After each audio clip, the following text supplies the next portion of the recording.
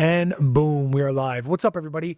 Couple Casuals Podcast. I'm your host, Stefano. And guys, we are back again today. Me and Dean. Dean, how's it going? Everything's good? Everything is great. We're rocking and rolling. We're back again for a solo episode, guys, because there's so much happening and we have a lot to discuss today. So I'm going to try to run through everything as quickly and as efficiently as we possibly can. But before we do, guys, I got to give a quick shout out to our sponsors. Of course, as usual, Canada First. Today's episode is brought to you by Canada First. Secure your home with Canada's best home fortification. Visit them at canadafirst.com to learn more. There is so much happening right now in the United States, in Canada.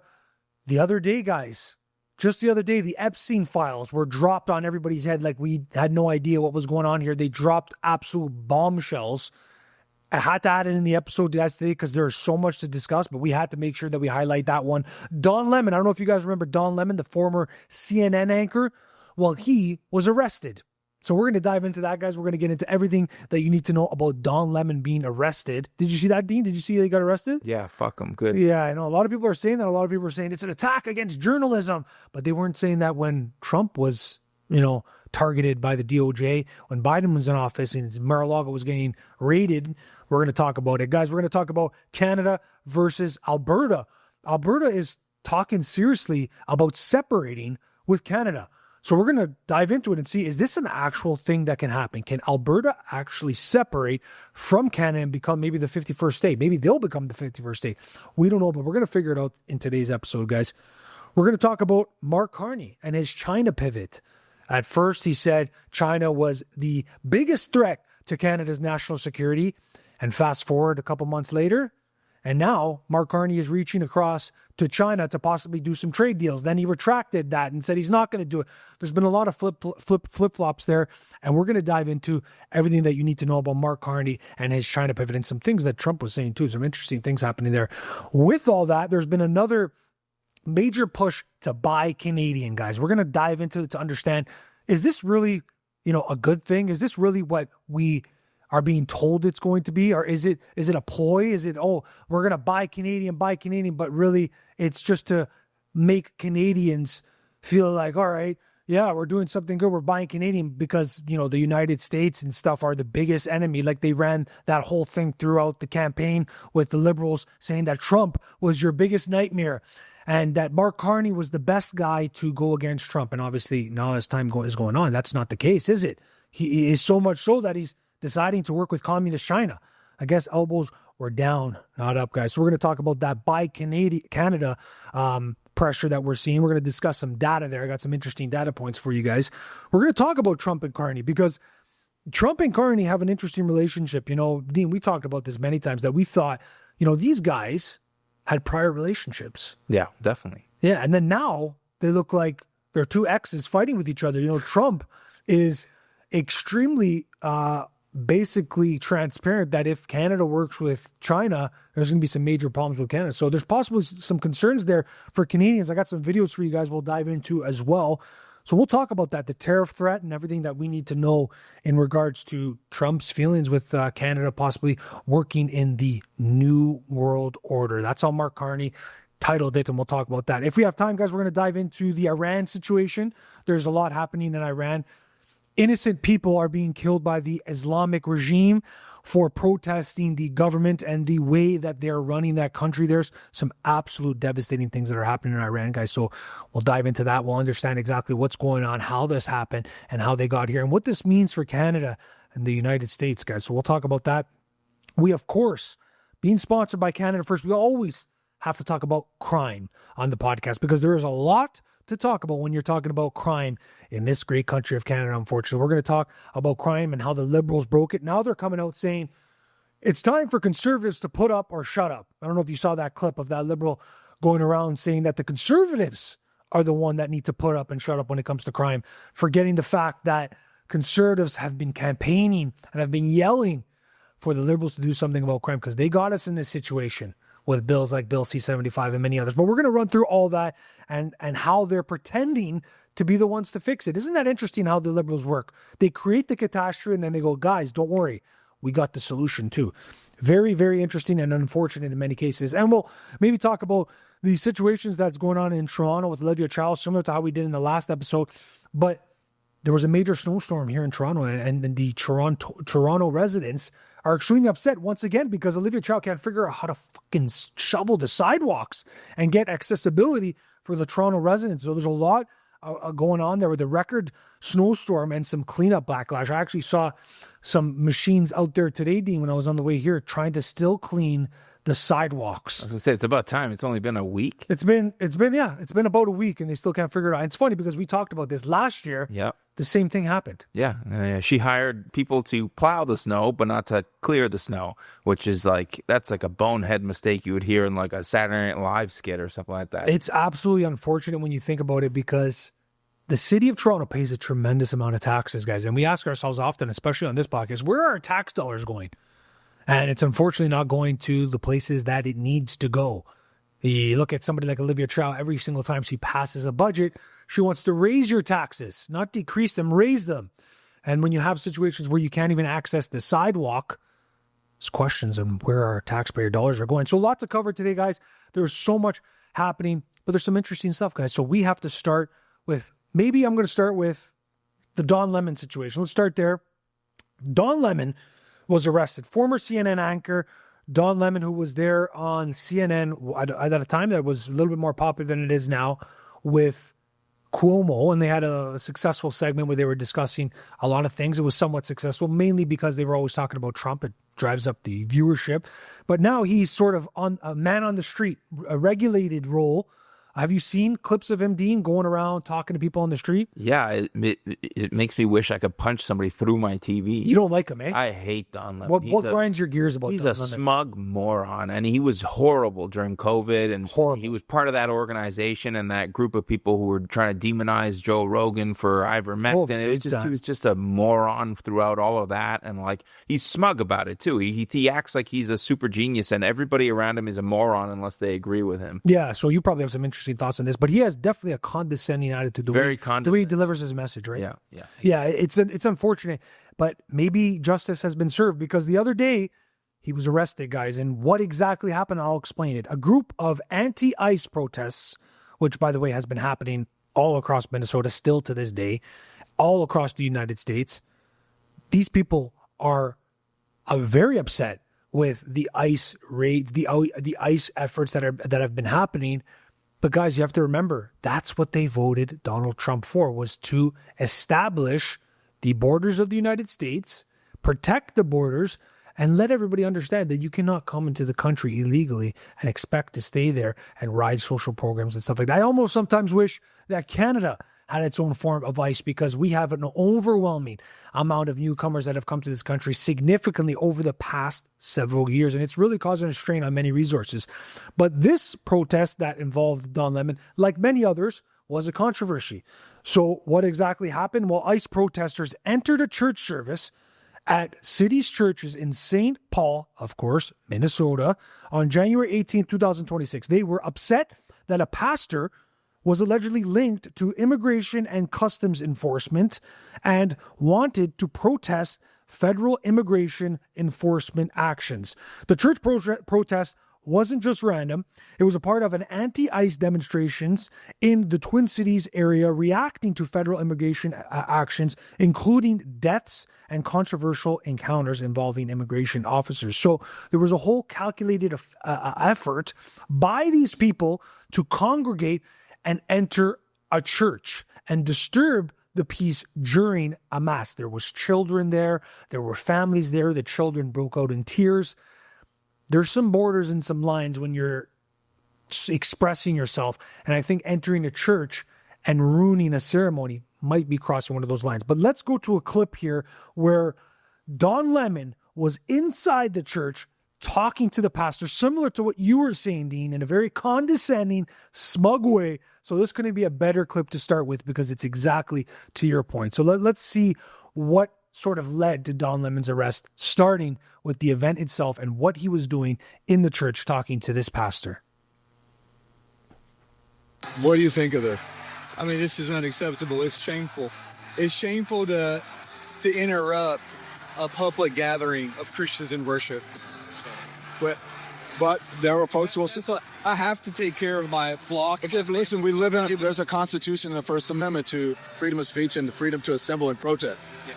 We're here to worship. We're here to worship Jesus because that's the hope of these cities. That's the hope of the world is Jesus Christ. I will be very respectful. Please don't push me, though. We're here to worship Jesus. Yes. That's why we're here. Yes. Okay, that's why we're here. Okay. That's what we're about. Would you think Jesus would be understanding and We're about love these folks? We're about spreading the love of Jesus. But did you try to talk to them as a the only Christian? one is willing to talk. Okay, I have to take care of my church and my family, so I asked this. You actually would also leave this board. you don't want us to Unless chronicle you're here to it. worship. Let's get here to worship. I'm always worship. I'm a Christian. We're here to worship. We're here to worship. Okay. Thank you very much.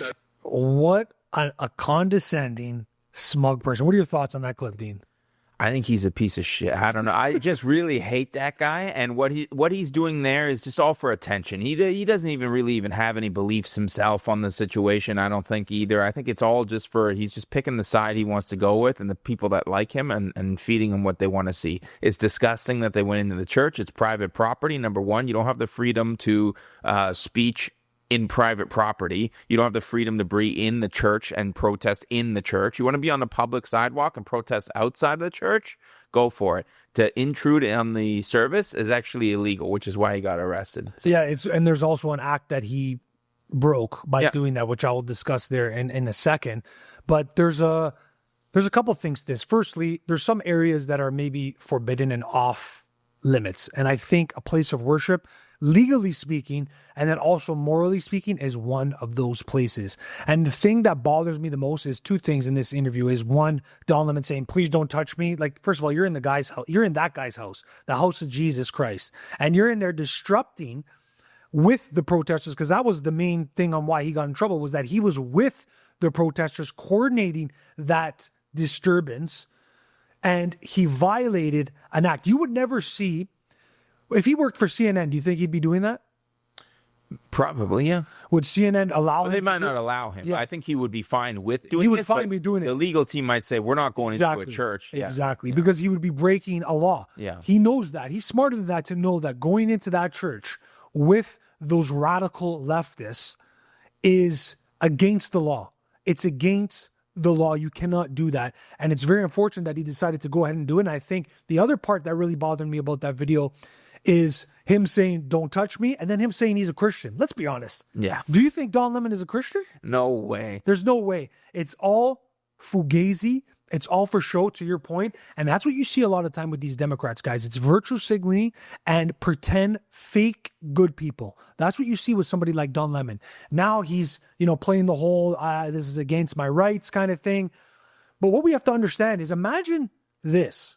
Imagine this was a mosque. Imagine it was a mosque and there was a far right person from Rebel News or one of the right networks in the United States that went into a mosque in New York City or in, a very heavy, in LA, in these democratic states. What would they be doing with that reporter? Yeah, that would be a nightmare publicity-wise. They would call them racists and Islamophobists and they're xenophobe. It would be a disaster politically. Like, people would just freak out about it and how all these racists are invading private places of worship. It's just... That's how you can tell the hypocrisy. Anytime you guys want to see hypocrisy, guys, something that happens, flip it and say, what if it was the other side that did it? What do you think would happen? And then if you're honestly and a reasonable person, you'll say, yeah, okay, I can see exactly what would happen there. I can see exactly what happened. And that's exactly what would happen, because we've seen it many times in many other instances. But Don Lemon was really pushing the limits here. And one of the reasons why this has happened, what he did was, let's go to that. Let's understand exactly what he did.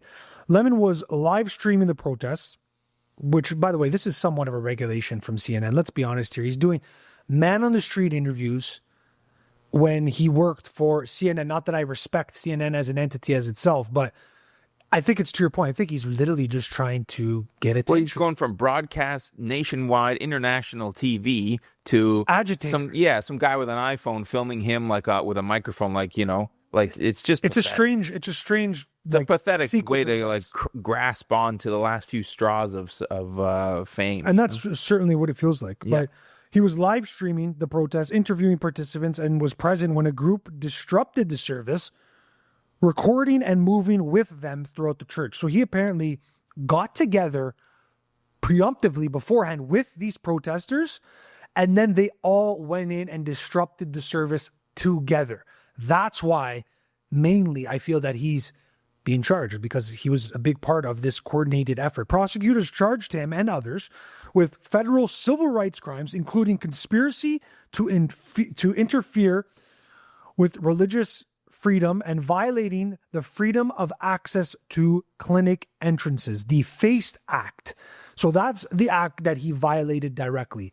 Don Lemon violated the FACE Act, and that's sort of where the tire meets the road here for the charges that were eventually laid onto him. This protects the free worship of spaces. So you wouldn't be able to do that, because if they allow this to happen, then it can happen in mosques, in synagogues, in many other places of worship, and you're going to have some very, very, unfortunate events that can take place if you just allow people to just go up into church. That's a place of worship. To go in there and disrupt it and cause a disaster, I don't know if it's the best right forward, and I think that's what the administration is looking at. The DOJ specifically and the law enforcement agencies are looking at this like, you can't do that. We may have to make an example of him. Now, if you guys think that's right or wrong, that's your decision to come to that conclusion. But the indictment says the protests disrupted the worship, traumatizing the congregants, and illegally interfered with others' rights. Now, what is Don Lemon's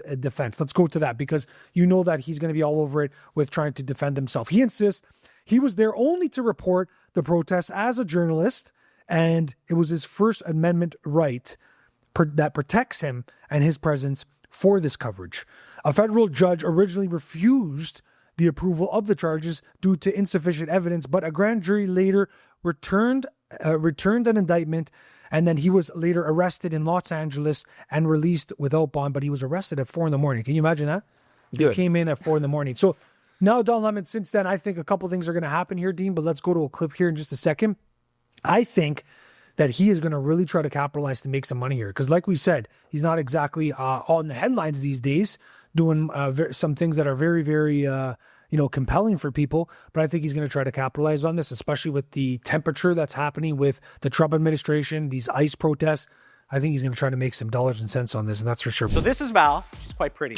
I'm going to throw a brick at her face, and she's standing behind a glass door that's been fortified by Canada First.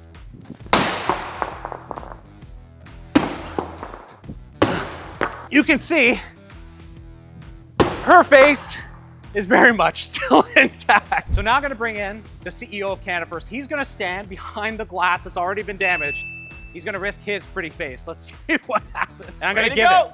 I'm gonna give it. Still here. Still here.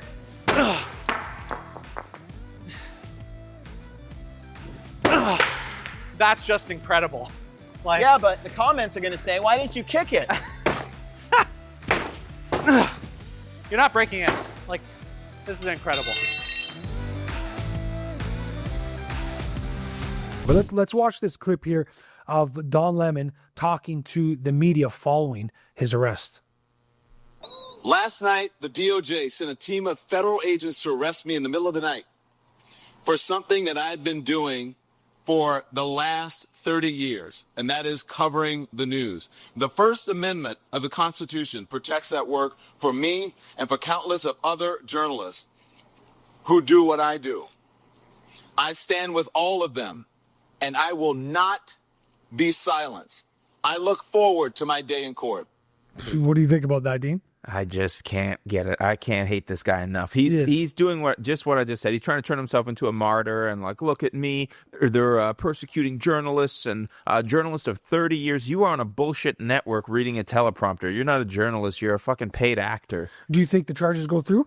I don't know. It's hard to say if the judges are going to stick. If it was like a courtroom of Donald Trump and his peers, they would get fried. But if it's going to be some liberal judge, I have no idea if it's going to go through. But it should. I hope it does. And you raise an amazing point there, and this is what I want to kind of talk about: the hypocrisy. Okay, during Biden's run as president, if you guys are going to sit there and say that Don Lemon being arrested is the politicization, the politicization of the DOJ, if you're going to sit there and say that they are using the DOJ to attack the opposition, and then you look at what happened with Donald Trump and how he was pursued by the Justice Department since 2016. The Democrats and liberals have always done this. Trump's house was raided. There was the Russia hoax. They've charged him multiple times. Throughout his campaign, he was literally in court the whole time. And I'm not saying this as a big defender of Trump. I'm saying this as a Canadian that's looking from the outside in and saying, guys, this is an obvious hypocrisy in your moral implementation. If you're going to say this is morally wrong and this is a violation of Don Lemon's rights for him as a journalist, and then say the same with Jimmy Kimmel, and then you look at the other side and see what has happened throughout COVID with the Twitter files and what has happened with Twitter and how they used Biden administration made the executives on Twitter silence people, take people's accounts down, and then you guys are upset about Don Lemon getting arrested, about Jimmy Kimmel getting canceled. You can't look at what is happening on your side and then not get mad when it happened on the other side. You need to apply both of your morals and values to each side equally. That's the problem that I have when I look at situations like these. Everybody's freaking out about the unfortunate events and the corruption of Donald Trump and how his administration is pursuing people with political motivation. But that is hilarious when that has happened to him for the past decade. It's been absolutely insane. So for you guys to sit there and say, oh no, this is completely wrong and it's all politicized, and then not say that about the other side, at what has happened over the past several years, you guys are seriously diluted and seriously confused by your politics, because you have to call a spade a spade. I can sit here and say maybe there's a vengeance and going after some of these guys, but you have to say the same of when Biden was in. Biden literally pardoned people, and at 11 p.m. the night before he left office, he created a preemptive pardon for Fauci. That is not, so liberals are not going to sit here and say that's not corrupt. That's not strange. You guys need to figure this out, guys. All right. Because that is unfortunate. And I honestly think that probably these charges won't stick, because it seems that every time somebody gets charged, they just get off. I feel the courts are corrupt, and it's really corrupt. I feel these politicians and these people are all corrupt, which leads me to the next topic here, which is a very high interest topic right now. It just happened the other day. There was a major bombshell with the Epstein files that were released under the Trump administration. A lot of people said, there's no way he's going to release the files. It's not going to happen. It's impossible. Well, guys, the other day, the Department of Justice has recently released a massive batch of documents tied to Jeffrey Epstein's crimes and investigations. About 3 million pages, including court recordings, emails, photos and videos, 2,000 videos, 180,000 images, flight logs, phone records, search warrants, correspondence, and celebrities and public figures were in there. We're going to get into a couple of them. Interview transcripts and investigative materials from cases in Florida and New York and the FBI evidence file. So much has been released, and it's absolutely insane. Some things are not very favorable for Trump too, which we're going to talk about some of these people that were in these files, guys. You guys are going to be disgusted, and you're going to be blown away by some of the things that were in these Epstein files. And they're starting to be released more and more, but this was an absolute bombshell that was dropped. And what is happening now, guys? Congress passed the Epstein Files Transparency Act, forcing the DOJ to publish all unclassified Epstein-related materials by late 2025. Of course, they're a little bit late to the party, but they did it. Dean, I thought they weren't going to do it, to be honest with you. I didn't think they were going to do it, but they ended up doing it. And the DOJ missed the original deadline by December 19, 2025. But due to massive redactions needed to protect the victim's identity and all these other pushbacks from their own supporters, including Marjorie Taylor Greene and many others, they had to do it. They had to drop the files, and they did. So they released it. It's been the largest yet, about 3.5 million pages through Some critics saying it's only about a half, and the DOJ's total materials have been published, so there's still a lot more that needs to happen.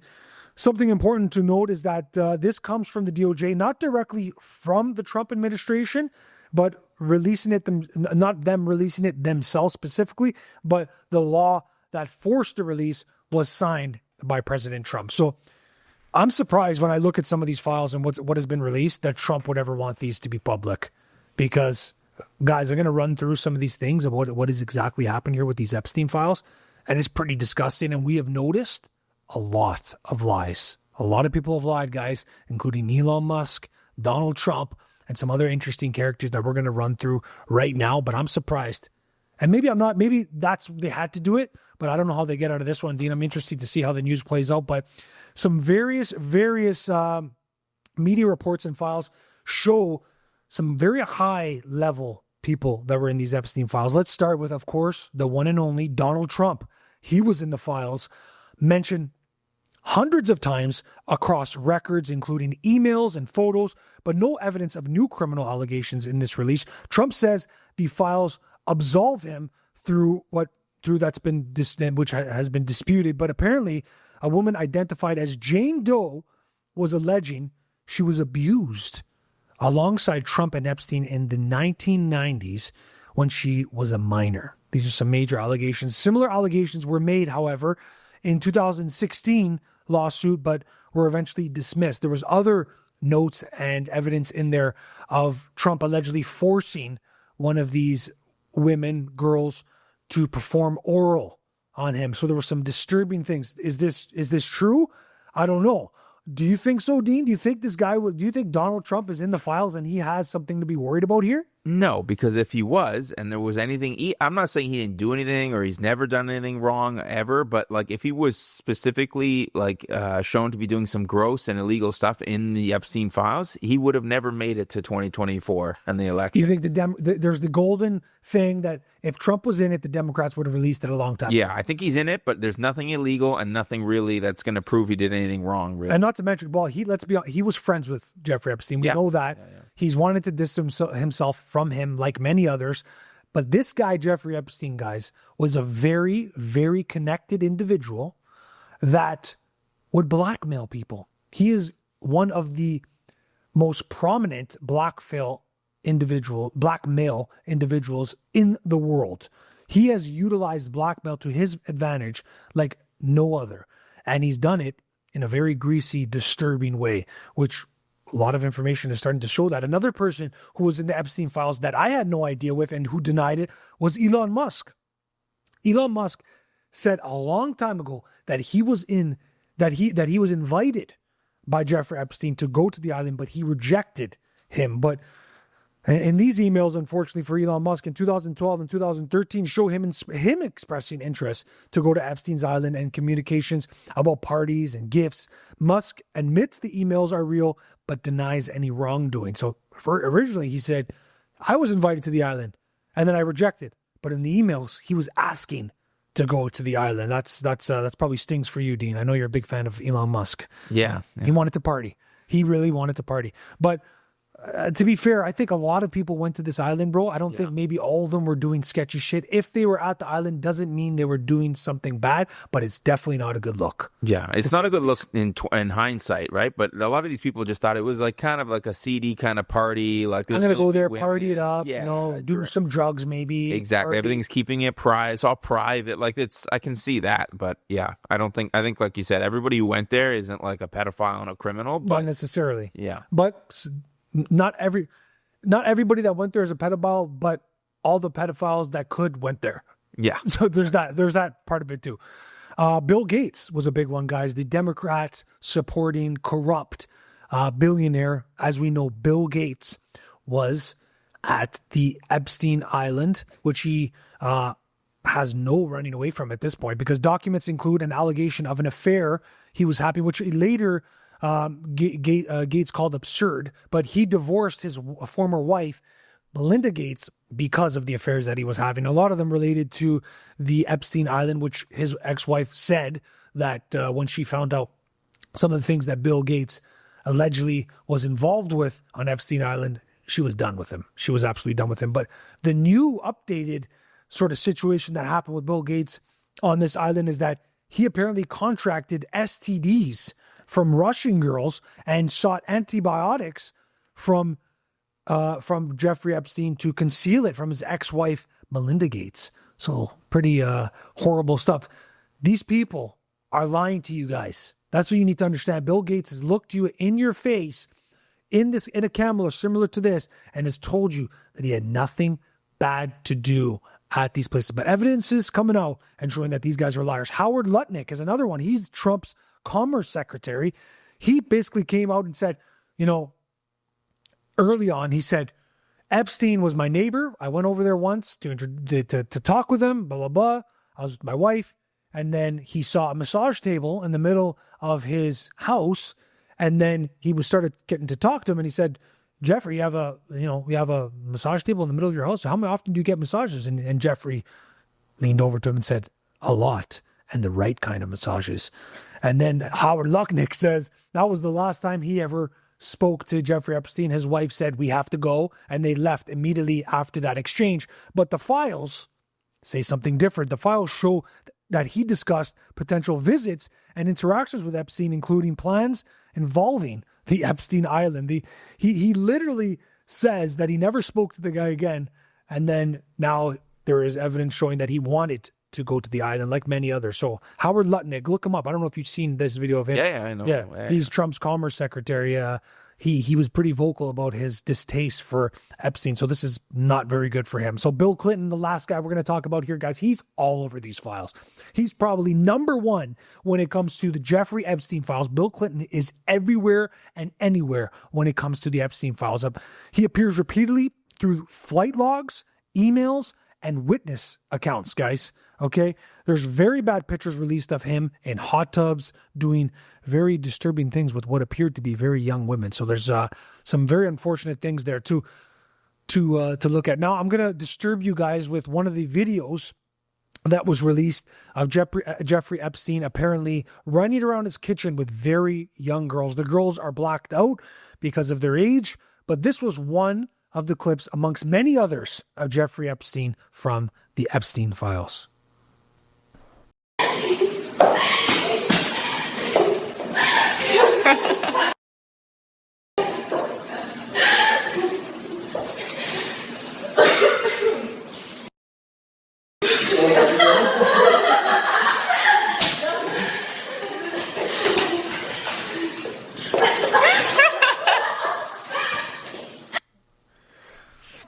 It's just so disturbing, isn't it? That's bizarre, man. It's just so crazy. Like it's known that he is a pedophile. He's been charged for this before. He's had sweetheart deals because he knows people and he's got blackmail on people.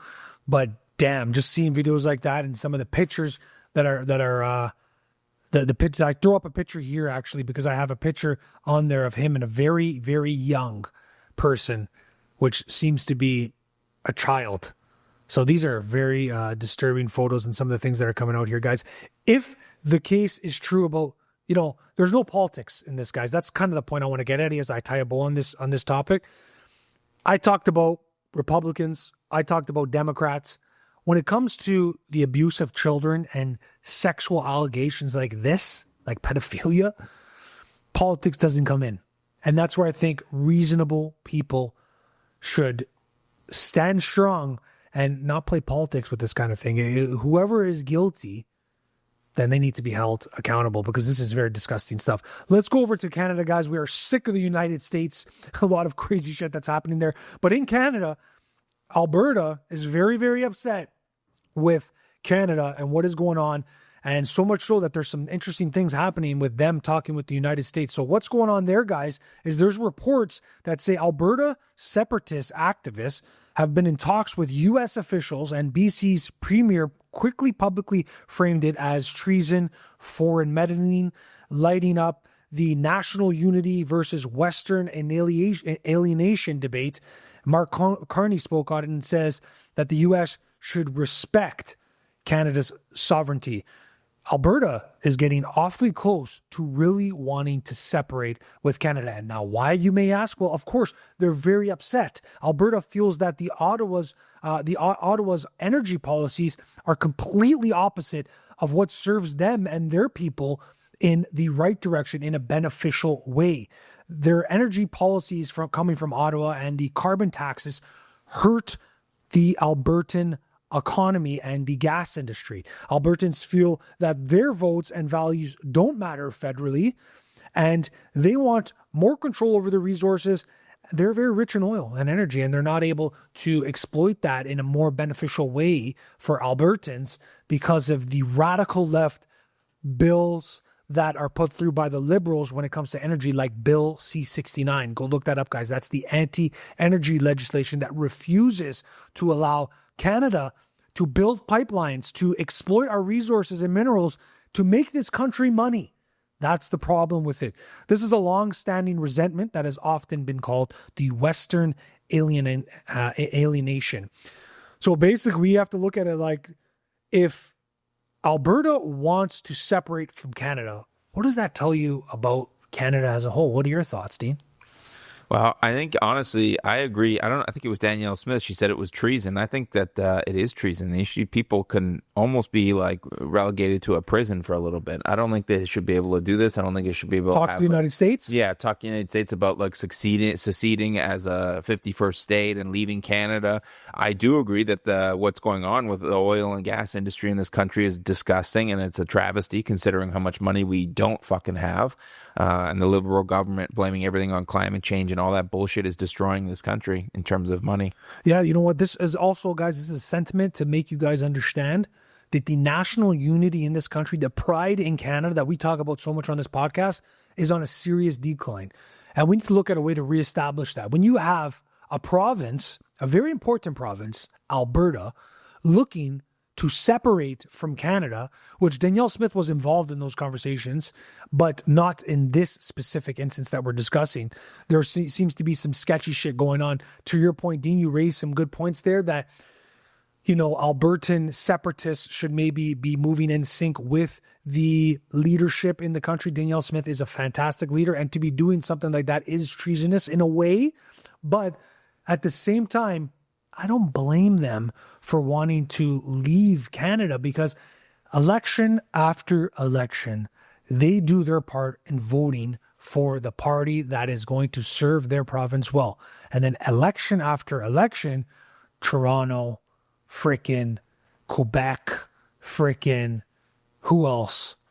Other parts of Ontario, like all these places continue. BC. Yeah, they vote Liberal. Yeah. That's the problem. Yeah, but you can't just leave the country. It's not your province to leave. You can leave the fucking province if you want and move to the United States, but you can't just decide this part of Canada is going to become American because the voting system and the federal... Well, they're pissed. They're pissed. Too bad. Leave the province or leave the country, but you don't get to take the whole thing with you.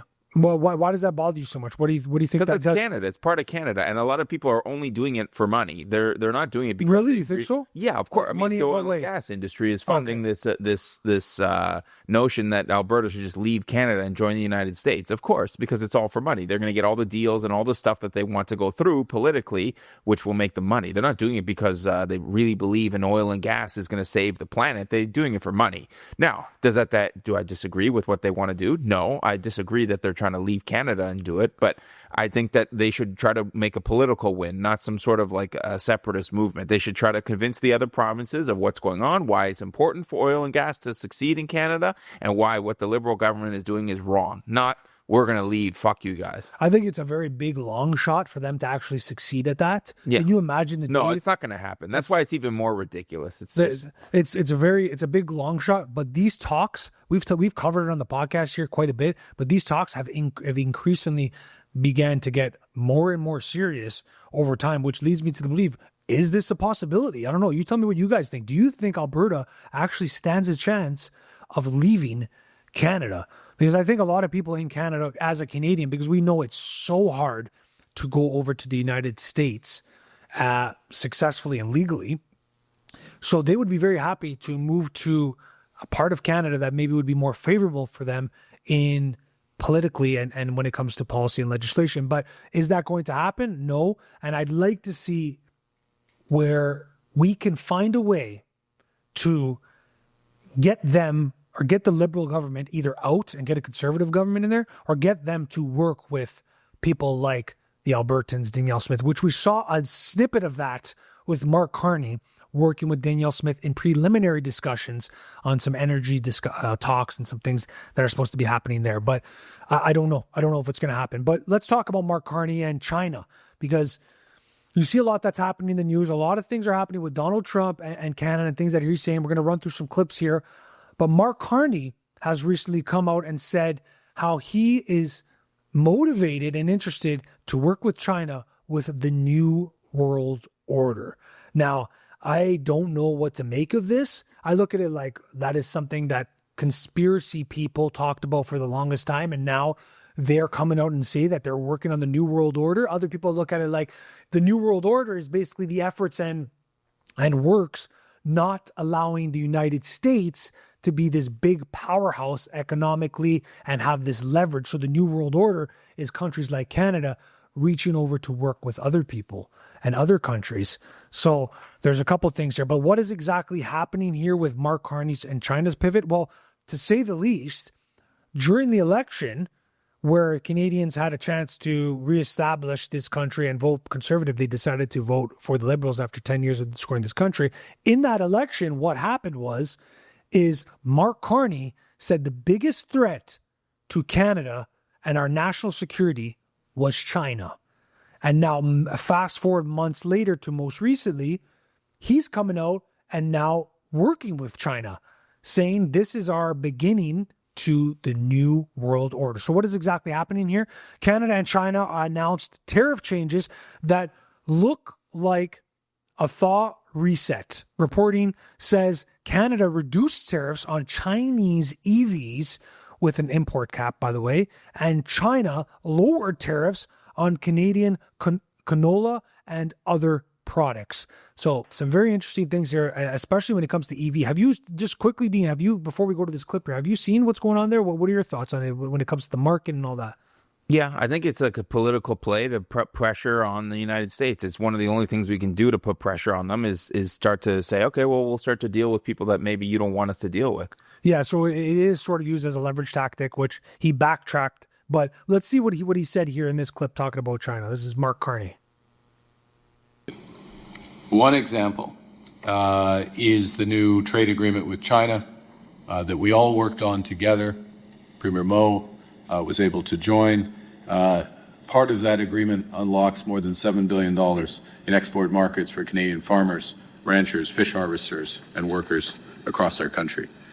In our coming months, we intend to advance our trading relationships with global giants, including India, the ASEAN countries representing more than 20% of global GDP, and Mercosur. And we will work to renew our most important economic and security relationship with the United States through the joint review of the Canada-United States-Mexico agreement later this year. So longer, short of the story, you think he's using it as leverage? Yeah, and I think it's also not a bad idea to have a backup plan and maybe have China on our side if we can buy their vehicles and we can put pressure on the U.S. auto market. And, yeah, I think it's mainly political. I think we have much more to gain by dealing with the United States. But if, Trump doesn't want to do that and he's got in his head that we should just join the United States, then, What are your thoughts on Trump and what's happening here with Canada and how, what is exactly stopping them from getting a deal? I don't know. It's hard to say. I think there's just a lot of moving pieces, and sometimes it's just impossible to line them all up. People have different motivations, and sometimes they don't align, and that stops deals from happening. Especially Donald Trump. He's very stubborn guy, right? So he's very stubborn, yeah. And you know what? He's going to put America first, which I wish we had a prime minister that would put Canada first. Because you look at what he said about China previously, and then now he's willing to work with them. So it makes me beg the question, what changed? Did the facts change or did his politics change? Well, these guys will change depending on what direction the wind is blowing. So I would never put any kind of consequence into what somebody said, especially before they were elected, about China, about anything, because as soon as it's a better idea to talk to China, they'll just do it, even though they said they were public enemy number one. And Doug Ford's been pretty mad too about this. Yeah. He's been talking about it, about the Chinese EVs, and then he went bowling or some shit with Mark Carney, or they went to get some pizza. Yeah, I saw the all of a pizza. sudden he flipped his script there. That's the thing about politics, guys. I love talking about it. I'm very interested in it, but fuck, is it ever full of fake people and then like all this wishy-washy back and forth. Like you never really know what's going on. I guess what's good for Canada, I'm most interested in. I have a little bit of an issue working with China, of course, with them being a communist country, and they've used, deals like this before to add leverage in exchange economically for goods, etc. So do I trust them? No. But let's go to the next topic here. There's been a very big initiative and effort to buy Canadian and boycott U.S. goods and not go to the United States, not do these types of things. So what's happening there? Let's dive into it a little bit. The Canada-U.S. problems that have been going on have turned into real consumer behavior. People searching for made in Canada, swapping products, and changing travel plans.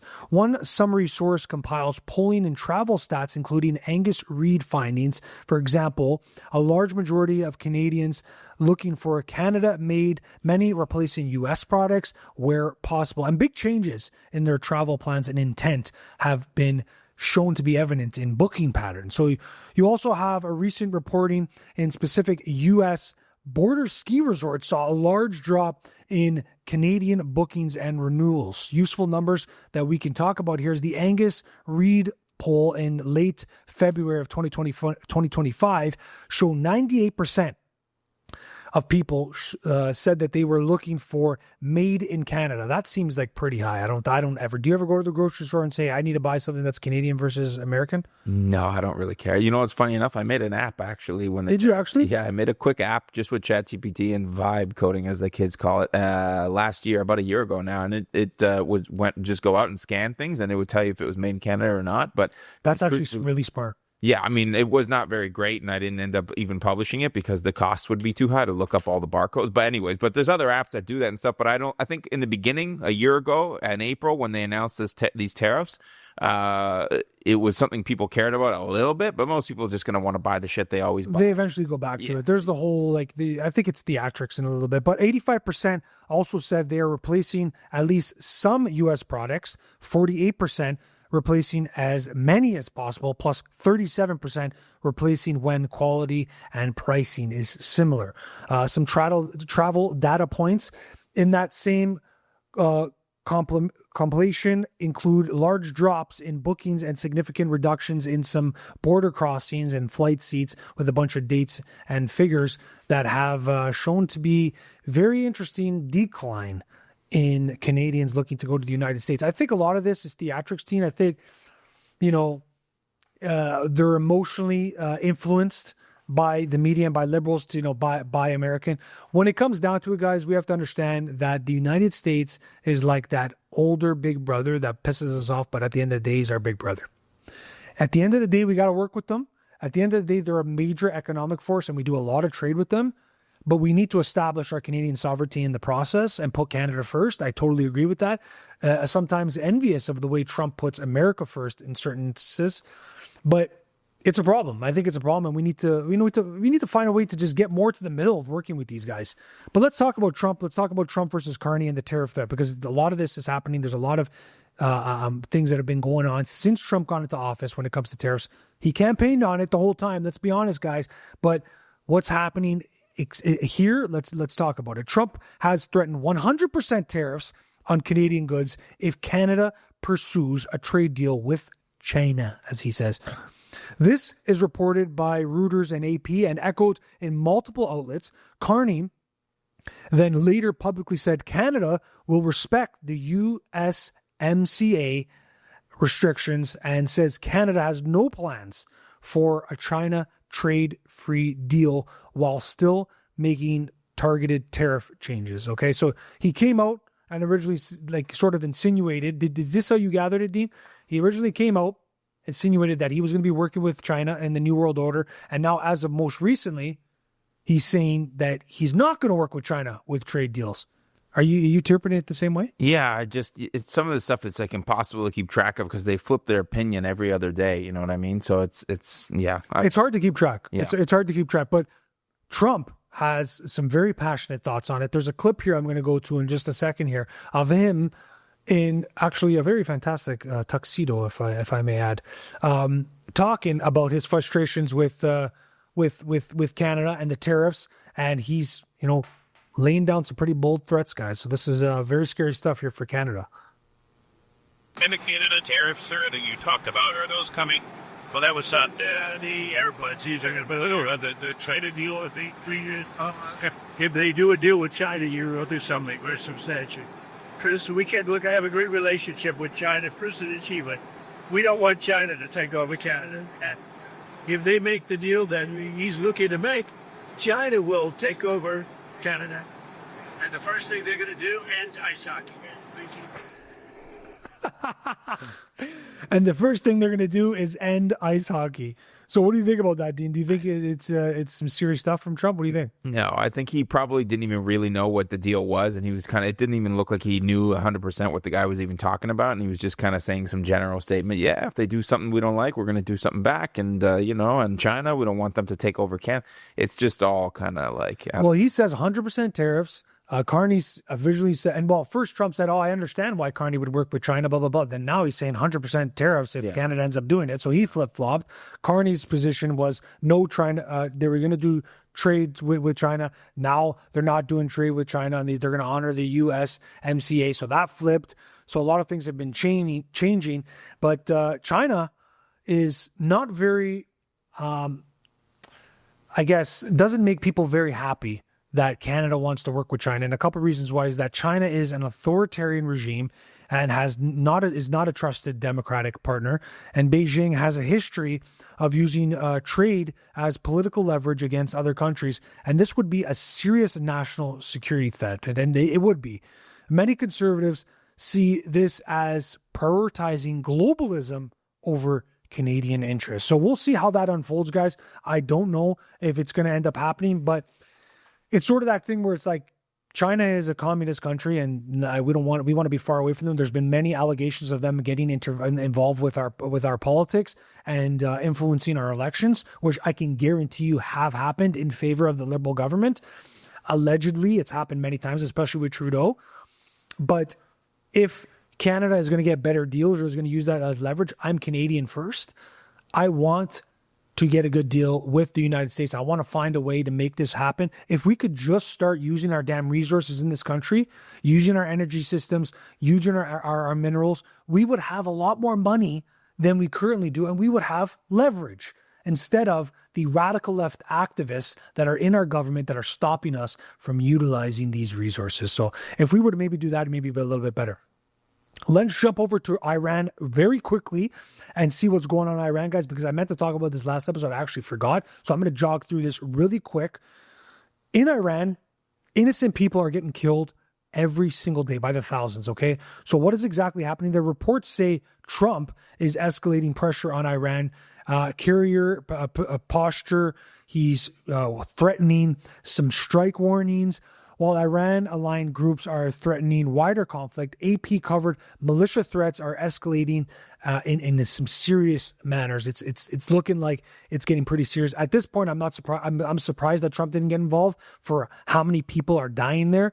It's spread across the West now where people are protesting the radical Islamist regime.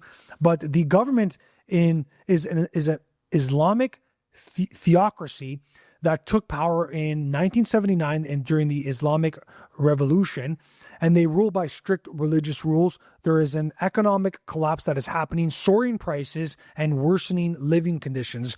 Broader economic hardships increasingly have turned into calls for political change. This has now turned into physical protests where people are getting out there and they're really letting their voice be heard. The government that has used lethal force in result to these disputes to try to silence the people, thousands of people, guys, have been killed in Iran. Thousands of people. There have been blackouts where they've cut off the internet. Anytime that's happening, as you know, there's some sketchy, terrible things that are happening, and there's been mass arrests. So there's some terrible things that are happening in Iran, and I think it's only a matter of time before the United States gets involved, because you look at a country like that, and I have much respect to the Iranian people who are rising up against their corrupt Islamic government, who is destroying their country, simply put. There needs to be change there. Now, the question is, does Western countries like the United States, Canada even get involved to help overthrow the government? Dean, do you think that's something that they should do? No. Because United States seems to be the one that's always like, they're like the person in the background to reestablish safety and like. Yeah, it's almost always bullshit. They're almost always doing that, not because they care or because people shouldn't be dying in other places in the world. I think this is strictly a product of Israel's influence, to be honest with you. Okay. Nick Fuentes is coming out here.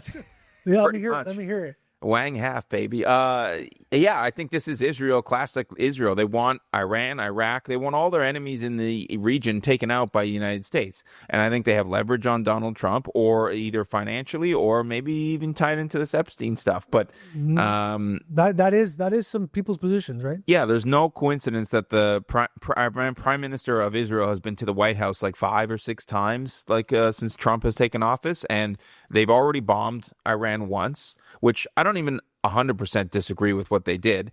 But now I think it's maybe even by the time this episode comes out, they're going to be striking Iran again. And I think that a lot of the protests that are happening there are organic, but I think a lot of it is CIA. Okay, you do. Okay, so that was going to be my next question. Do you think that these individuals, that they're getting killed by the thousands there? Allegedly, maybe. You don't see there's some videos. There's videos for sure, but I've heard stories of people saying thousands, and I've heard stories of tens of thousands. So okay, yeah, there seems to be quite a bit of people getting killed there. But do you think that this is like just real people, Iranian people that are upset, or do you think it's that it's somehow a coordinated? I think it's both. I think it's the Iranian people. A lot of them are suffering there, and they don't like what's happening, and the country has gone to shit. Yeah. But I think there's also elements of the CIA and the other intelligence agencies in that region, Mossad, stoking the fires to make this a violent revolution versus a protest and like something maybe a little less. I don't know. It's hard to say for sure, but I've heard a lot of stories about that. There's individuals over there stoking the protests that are not Iranian. So they're going to be American and Israeli, in my opinion. Yeah. And because the faster these things get violent, the faster the U.S. has an excuse to go in and eliminate somebody and do what they need to do. So just last point here, do you think that would be, if coming from a person who shares the perspective that Israel's involved some way, shape, or form with the destruction of some of these countries, what do you think the motivation is from Israel to get rid of the Islamic regime, to these types of people? Iran is their number one enemy is Israel. That's who's funding Hamas. Which is Israel's current battle they're having there with Gaza and everybody. Their enemies are Hamas, and that's being funded by Iran. Iran has been funding, like the government of Iran, not the people necessarily. The government of Iran has been funding these terrorist cells for the last 30, 40 years. So I don't even disagree with it necessarily, because it seems like a lot of the people, a lot of friends that I have who are Iranian are really for the protests and to get they are, right? Yeah, they are. They don't want the Islamic regime to exactly, because it's causing a lot of pain, a lot of war, a lot of problems. But they also don't want the U.S. to come in there and carpet bomb the whole fucking country because Israel decides they don't want that enemy in their region. So yes. I think it's a sticky situation. I think the Iranian people are the ones that people should be thinking about right now,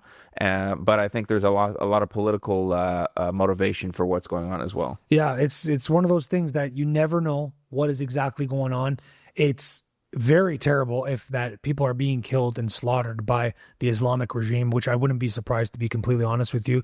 But then I also wouldn't be surprised if Israel's biggest enemy was taken down, and that was a convenient support to have that supported by the United States. Well, the only way you're going to get any kind of support from the United States to do that is if you make it seem like there's tens of thousands of people dying, or you, God forbid, put people in there to make the Iranian government kill a lot of these people so that the U.S. comes. Either you got to make it up or you got to make it happen for real, because that's the only way that Donald Trump is going to be able to sell this at all to the American people, that we need to go in there and stop all these innocent people. If it continues the way it does, I wouldn't be surprised if they do. I think by the time this episode comes out, I don't know, maybe it comes out faster than I think, but I think maybe middle of next week, end of next week, they've already struck Iran again. You do. Okay. Yeah. Interesting prediction there by Dean. And you know what? I think you're probably right.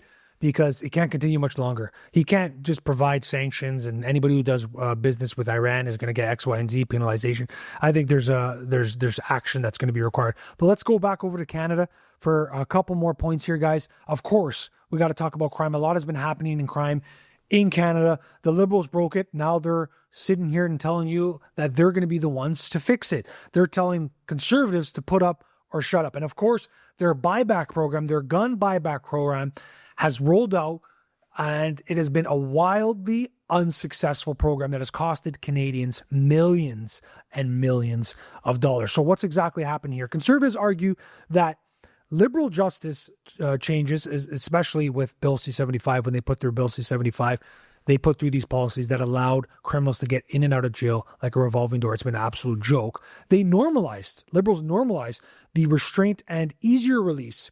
They created a culture of catch and release. They did that exactly. And now Liberals are pursuing and pushing bail sentencing changes with Bill C-14 and telling Conservatives to put up or shut up. So they're trying to go back and go with Bill C-14. We are going to be the ones to find a solution to Bill C-75, which they put through too. So criminals are getting out of jail too fast. Don't worry, we'll be the ones to fix it, forgetting that they're the ones who created the problem in general. And they're telling Conservatives to put up or shut up when they forget that Conservatives tabled legislation not that long ago called the Jail Not Bail Act. That was Bill C-242. And they also put the 3 strikes and you're out legislation. And they had messaging for some real fix, but the Liberals voted against it.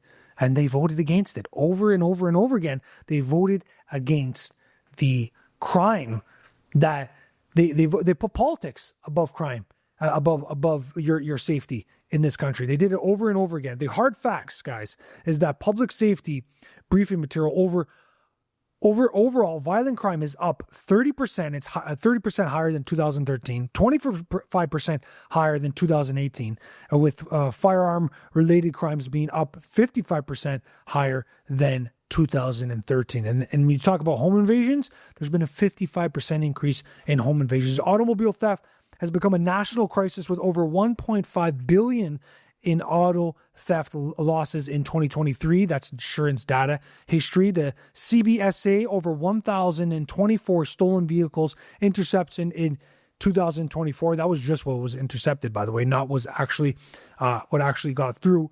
And bills that affected this crime was Bill C-75 that was put through in 2019. That's the week on bail legislation that was put through by the Liberals. A criminal gets arrested, they're out sometimes the same hour, the same day. With violent offenses. It's very, very unfortunate. The Liberal reforms that they had to modernize the bail system because it was too backed up. They also put through Bill C-5, which was repealing mandatory jail time. So they took that away from the power of the courts to implement mandatory jail time to these criminals. Crime is up. And they created this catastrophe, and now they be the ones to have the antidote for it, guys. It's very unfortunate to see, and it's a complete hypocrisy. Conservatives have been campaigning on crime. They've been campaigning on crime reform for the longest time, and now Liberals are the ones saying that the Conservatives need to put up or shut up. It's an absolute joke. You can't make this stuff up, guys. Another thing that you can't make up is this buyback program that's been put through by Safety Minister Gun Grab Gary. It's an absolute joke. So what's happening there is the Liberal government rolled out a national compensation program that forces gun owners of over 2,500 newly banned firearms since 2020 to declare and surrender them to the police and / the RCMP for their destruction. So this program has been rolled out, and they're saying, you bring back your guns, we're going to take it from you, and we're going to give you guys money for it, and we're going to destroy these guns. And this is all under the guise of going after gun-related crime that is happening in this country, forgetting that over 90% of the offenses committed with firearms are committed by criminals, not legal gun owners. This is an absolute joke of a program, and it's shown no success, and it's going to do nothing but cost Canadians millions and millions of dollars. Okay, we saw Gun Grab Gary caught on audio talking about his lack of faith and how much this program was a joke. He was caught on audio talking about, this is what Mark Carney wants. This is what I have to do. And he had no faith in the success of this program. But they put it through anyways, costing you, the taxpayer, millions and millions of dollars. It's an absolute joke. They call it voluntary, guys, but there's a hard deadline in October of 2026. And after that, if you keep those firearms, you could be criminally charged and you can lose your license. So they're saying, no, this is voluntary. We just want people to bring in their firearms that we deem to be illegal. Now, we as the government, the liberals, deem to be illegal. You bring it in, we're going to give you some money for it, and we're going to give you a pat on your back and say, nice, like a good little boy. And then if you don't do it, they say it's voluntary, but if you don't do it, you can be criminally charged, and you will be criminally charged. Because you know what they're trying to do, guys? Let's just come down and say it. They're trying to take your guns. They're using a catastrophe that they've created with the crime that is happening in this country, especially with the firearm offenses, because we've had weak safety regulations when it comes to people coming inside this country for the longest time under the Liberals of the past 10 years, that the gun crimes have rose in this country. The crime in general has rose in this country. And now they're using that catastrophe to say, hey, you know what? We're going to go after these crimes. We're going to go after the gun crimes that are happening in this country because we care about Canadians. They're fake good people because they're going after you, the taxpayer, you, the legal gun owner that is amongst the most responsible people. And they're the people you want to have guns. The ones that have the licenses, the ones that own the firearms and that care about them and actually have a sense of pride and respect to the regulations that we know as legal gun owners in this country and legal firearm ownership in this country. It's an absolute joke. They're going after the tax-paying, law-abiding Canadian citizen instead of going after the actual criminals that are committing these offenses. This program, guys, is going to be wildly unsuccessful. We already saw in Cape Breton, in Nova Scotia, we saw a real-world test. They set through a pilot, and the goal was to collect 200 firearms. They only collected 25, and most of them were from the same person. So who knows how many people actually ended up turning in their firearms? Nobody came. This pilot was wildly unsuccessful. So guys, let's talk about the cost here, okay? Ottawa has put aside $250 million for compensation. They put aside of your taxpayer dollars, thinking that that's how much they're going to need to pay people for all these guns that they're going to be bringing back. It's an absolute joke. They're not going to do it. It's actually horrendous. They're trying to take your guns. Independent estimates warned it could climb much higher once the administration and logistics were added. Money that could have gone to real things and real preventions of crime like the border security and the anti-trafficking and the repeat violent offenders and policing. This is an absolute joke. What's happening here, guys? This money is not going to do anything to actually protect Canadians from gun crimes, okay? They're targeting law-abiding Canadian citizens who own firearms. The crime is driven by illegal guns, not legal guns. And the pilot proved that this compliance is not going to happen. The voluntary program it's not going to be successful. That's what you look at it. You look at it and it's not going to be successful. This program in general is a joke and it's costing Canadians millions of dollars. Let's go to the last and final point. We have to finish off with Toronto, similar to how we did last week to the last episode. Toronto, under Olivia Chow, has showed just an absolute unfortunate series of events of just complete incompetence. The most recent one being the overwhelming amount of snow that has taken place in Toronto. Toronto got hit with a record snowfall conditions, and officials said it would take days to clear up the residential streets and sidewalks, while residents complain about delays and backups. This city competence story continues to be very, very under question with Olivia Chow running this city of Toronto. The homelessness is up. The taxes are up. The crime is up, as we just discussed. It's crazy, and I can't believe that she's in power. When I look at her and I'm just like, what's wrong with this person? And the simple thing like cleaning up snow, they can't seem to figure out. The Guardian had a story about it, about how the storm impacts and the collisions and the transit disruptions, and it took so long. The CTV City News was talking about it. All the media was talking about it. They're broken on the basics, guys. So if you look at it from a leadership standpoint, you pay all this money in taxes. If you can't even allocate your funds properly, to clean up your streets after a big snowfall. We're busy renaming Dundas Square and other parts of Toronto, investing thousands and thousands and millions of dollars into places around Toronto. That's when you know that it's time for new leadership. There's a new election coming up before the end of this year, and I hope that people really see what's going on with Olivia Chow and how actually, just corrupt and just out of touch she is. Like, guys, these are basics. If you can't clear the snow, how are you going to be able to do real things, guys? But I kept you guys a little bit longer than I wanted. But guys, I want to say thank you guys so much. This is episode number 80. I really appreciate you guys. So the salute in this episode, the final segment on Couple Casuals podcast, which we call Salute. The salute is to a couple things. Number one is thank be to God that we're at 80 episodes, guys. 80 episodes is something to be very proud about. A milestone into this amazing journey of podcasting. And the second thing is a big salute to all of you for watching, for listening, for tuning in. Please like and subscribe, do all that good stuff, because that's what actually helps the channel grow. So by this time next year, guys, we're hoping to be in a whole new spot, but we're going to keep on trucking. We're going to keep on going. Dean, anything left? Any final remarks? Congratulations on number 80. 80, baby. Here we go. 80. Let's go. I appreciate you guys. I love you. Nobody else. Until next time. Ciao.